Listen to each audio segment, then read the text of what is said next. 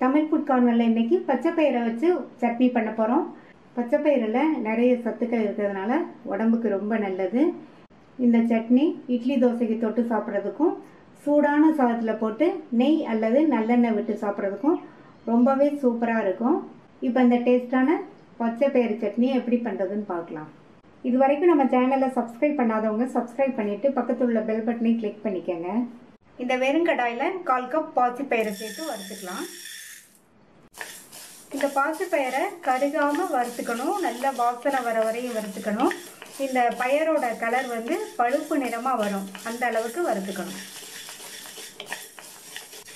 பாசிப்பயிறு நல்லா வறுபட்டு அதனுடைய பச்சை நிறம் மாதிரி லைட்டாக ஒரு பழுப்பு நிற கலர் வந்திருக்கு. நல்ல வாசனையும் வருது.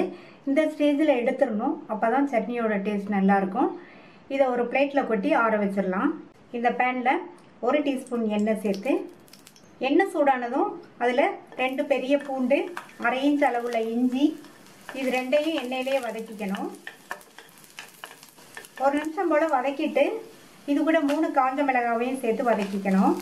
காஞ்ச மிளகாவை எண்ணெயிலே நம்ம வறுத்தோம்னா சட்னியோட சுவை ரொம்ப நல்லாயிருக்கும். மிளகாய் உங்கள் காரத்துக்கு தகுந்தபடி கூட்டியோ குறைச்சோ சேர்த்துக்கங்க. மிளகாவும் வறுபட்டுருச்சு. அடுத்து இது கூட ஒரு சின்ன நெல்லிக்காய் சைஸ் அளவு புளியை சேர்த்து வதக்கிக்கலாம். இந்த மாதிரி கட் பண்ணி சேர்த்து வதக்கிக்கங்க.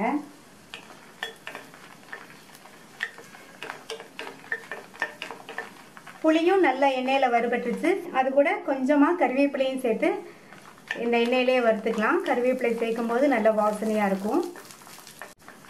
எல்லாமே நல்லா எண்ணெயில் வறுபட்டுருச்சு. இதையும் எடுத்து ஆற விட்டுறலாம். வறுத்து வச்சதெல்லாம் நல்லா ஆறிடுச்சு. இதை இந்த மிக்ஸி ஜாரில் சேர்த்துட்டு இது கூட 3 டேபிள் ஸ்பூன் தேங்காய் துண்டுகள், சட்னிக்கு தேவையான அளவு உப்பு.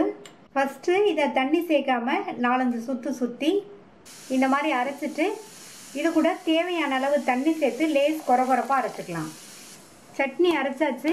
இந்த மாதிரி லேஸ் கொரகொரப்பாக அரைச்சிக்கணும். இதை வேறு கிண்ணத்துக்கு மாற்றிட்டு தாளிப்பு போட்டுடலாம். தாளிப்பு போடுறதுக்கு 2 டீஸ்பூன் நல்லெண்ணெய் சேர்த்து சூடாயிடுச்சு. நல்லெண்ணெய் சேர்த்து பண்ணுங்கள், உடம்புக்கும் நல்லது, நல்ல டேஸ்ட்டாகவும் இருக்கும். இதில் 1/2 டீஸ்பூன் கடுகு, 1/2 டீஸ்பூன் உளுந்து பொரிஞ்சதும் அதில் கொஞ்சமாக கறிவேப்பிலை, 2 பிஞ்ச் பெருங்காய பவுடர், 3 பீஸ் காஞ்ச மிளகாய். தாளிப்பை இந்த சட்னியில் சேர்த்துடலாம். சுவையான சத்தான பச்சைப்பயிறு சட்னி ரெடி ஆயிடுச்சு.